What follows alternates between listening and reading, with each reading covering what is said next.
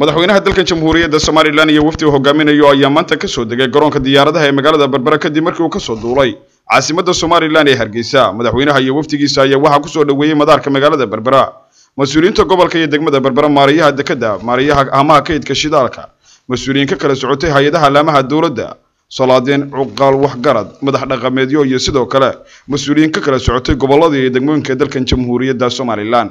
Madaxweynaha ayaa markii uu ka soo degay diyaaradda waxa halkaasi uu mid u gacan qaaday mas'uuliyiintii ku soo dhaweysay madaarka magaalada Berbera.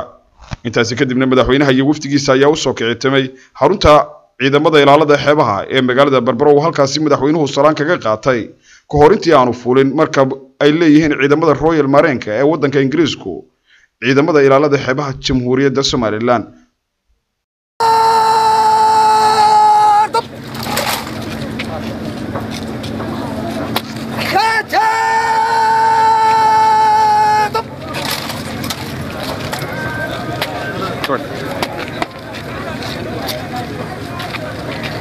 مدن مدحوينه waxa saantada u diyaar waa cutub ka tirsan ciidanka ilaalada xeebaha jamhuuriyadda Soomaaliland saldhiga Berbera. mudan madaxweyne ku soo dhawow.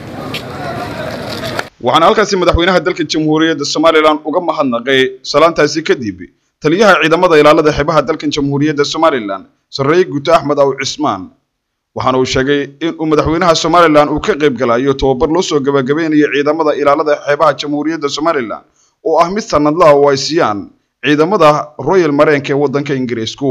mudane madaxweyne maanta waxa farxad weyn noo ah ciidanka ilaalada xeebaha ahaan inaad nagala soo qayb gashid xiritaanka tababarada sanadlaha ah ee ay nasiyaan ciidamada ka tirsan dalka Ingiriiska ee Royal Marineska ee saaran markab la yiraahdo Cardigan Bay.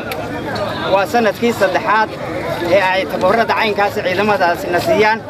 waa tababar adiga kula koobsaday oo ka horreeynin oo ku yimi siyaasadda xukuumiga ee ku wajahan dhismaha ciidanka ilaalada xeebaha.